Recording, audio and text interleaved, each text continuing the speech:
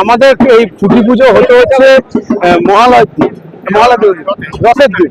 রথের দিন হতো, প্রত্যেক বছরই রথের দিন হয়, কিন্তু এবছরে ব্যতিক্রম ঘটেছে। এই কারণ আমাদের মুখ্যমন্ত্রী, মাননীয় মুখ্যমন্ত্রী মমতা বন্দ্যোপাধ্যায় আজকের এই শুভ দিনে, অক্ষয় তৃতীয়ার দিনে দীঘাতে আমাদের জগন্নাথ ধামের প্রতিষ্ঠা করছে।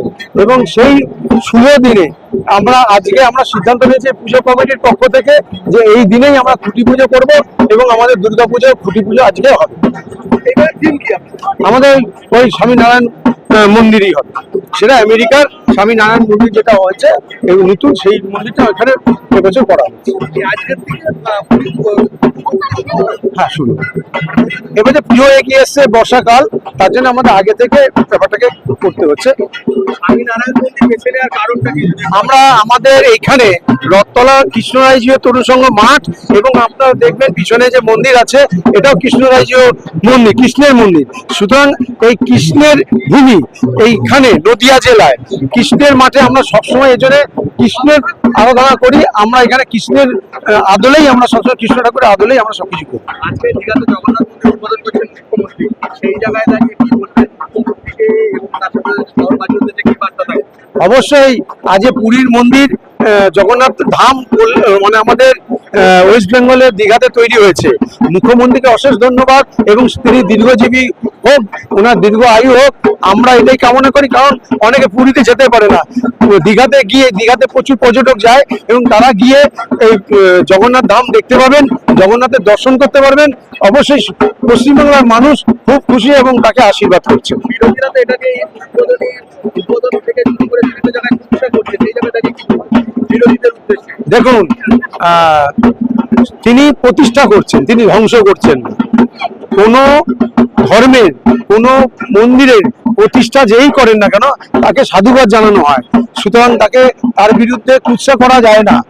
তারা যারা এই কথাগুলো বলছে, কুৎসা করছে, তারা আগে বলুক যে তারা কোনো ধর্মের উপর আঘাত আনছে কিনা, কোনো ধর্মকে, মন্দিরকে ভেঙে দিচ্ছে কিনা, সেসবের দিকে তাকানো উচিত। উনি প্রতিষ্ঠা করছে আমরা জগন্নাথ ধাম, আমরা জয় জগন্নাথ বলি, সারা উড়িষ্যা বলুন, পার্শ্ববর্তীকালে আমরা হিন্দু ধর্মের একটা বড় জগন্নাথ ভগবান, তাকে দেখে আমরা কিন্তু তাকে আরাধনা করি। সুতরাং তার প্রতিষ্ঠাতা হচ্ছে, তো সেখানে মানুষ বিরোধিতা করতে পারে। তারা বিরোধিতা করছে, তারা বিরোধিতা করার জন্য করছে, তো ওদের আমরা অতটা কান দিই না। আজকে যে কি মনে করছেন, এবার কি রাজ্যের, দেশের বাইরে থেকে আসবে? কারণ আমরা বিগত বছর রাজ্যের বাইরে থেকে কতটা আশাবাদী এই ভাবনা? অবশ্যই আমাদের পুজো মণ্ডপে এর আগেও 22টা দেশ থেকে দর্শনার্থীরা এসেছে। এর আগে যখন আমাদের মায়াপুর হয়েছিল, তারপরে আমাদের যে অক্ষরধাম হয়েছিল, সমস্ত পুজোতেই দেখবেন সারা বিশ্বে এই স্কন্দের বা এই মন্দির আছে।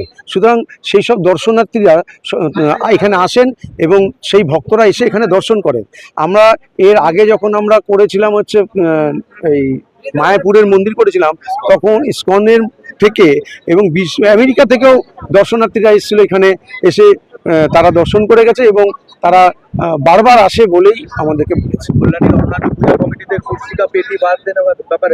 না, একটা কথা মাথায় রাখুন, আমরা কিন্তু কল্যাণীতে যে কটা বড় পুজো হয়, সব কটা পুজোই ভালো হয় বলেই কিন্তু মানুষ আসে। শুধু রথতলার পুজো ভালো হবে এরকম নয়, আজ কল্যাণীর সমস্ত পুজোগুলো এই জন্যে ITR বড় পুজো হয়, আমাদের আরেকটা বড় পুজো করছে, A9 বড় পুজো করা শুরু করেছে। অবশ্যই এই বড় পুজো, সব বড় পুজোগুলো হয় বলেই ওয়ান নাইট এখানে দর্শন করতে আসে দর্শনার্থীরা। তা সুতরাং কোনো পুজো যদি ছোট হয়ে যায় এবং কোনো পুজো যদি না হয়, তাহলে সেটা কিন্তু ভালো হবে না। সুতরাং এই পুজো কমিটি বা আমি ব্যক্তিগতভাবে প্রত্যেকটা পুজো যদি কারোর কোনো সহযোগিতা লাগে, আমি নিজে হাত বাড়িয়ে দেবো তাদের সহযোগিতা। দাদা বলছি, প্রত্যেক বছরে কিন্তু দেখা যায় বহু মানুষ হয় পুজোতে, কিন্তু সেফটির উদ্দেশ্যে কি রয়েছে? দেখুন, আমাদের এখানে মূলত এই পুজোতে মানুষ দর্শন করতে আসে, ঢোকা এবং বেরোনোর জায়গাটা আমরা খুব ভালো করে করার চেষ্টা করি, যাতে মানুষ কোনো রকম কোনো বিপদে না পড়ে।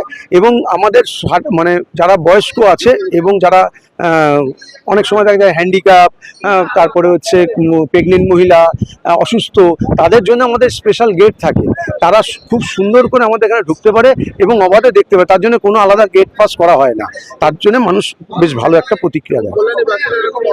অভিযোগ করেছে তারা পুজোর সময় বেরোতে পারে না, রাস্তা ঠিকভাবে জ্যাম থাকে। হ্যাঁ, কল্যাণী মানুষেরা অনেকে অভিযোগ করেছিল যে রাস্তা ভিড় থাকে, বেরোতে পারে না তারা বাড়ি থেকে। অবশ্যই তাদের এই পুজোর কদিন অবশ্যই অসুবিধা হয় এবং সেই অসুবিধাটা স্বাভাবিকভাবে মানে এত লোক থাকে এবং সমস্ত কল্যাণীর কোনা কোনা লোক ভরে যায় এবং অনেকে এসে হয়তো বাথরুম অনেক রকম ঘটনা ঘটিয়ে ফেলে। সেই ক্ষেত্রে আমাদের কল্যাণীবাসীদের সকলেরই অসুবিধা হয়। তবে প্রশাসনকে বলা হচ্ছে দিনের পর দিন ওরা অনেক সহায়তা করছে এবং তারা সেই উপায়ও বার করছে। আমরা এইখানে রথতলা পুজোর ক্ষেত্রে আমরা আরো ভালো করে যাতে মানুষ আসতে পারে এবং এরকম বাথরুম ওয়াশরুম সব আমরা করার চেষ্টা করছি, যাতে মানুষের এসে দূর থেকে মানুষ এসে যাতে অসুবিধা না হয়। আমার নাম বিপ্লব দে সজল, আমি এই পুজো কমিটির একজন সদস্য।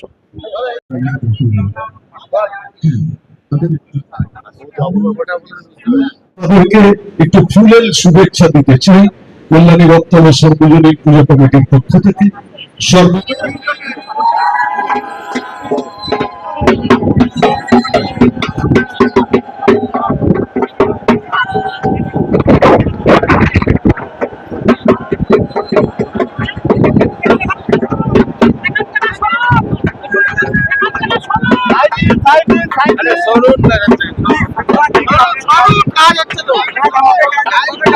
না, ক্যামেরা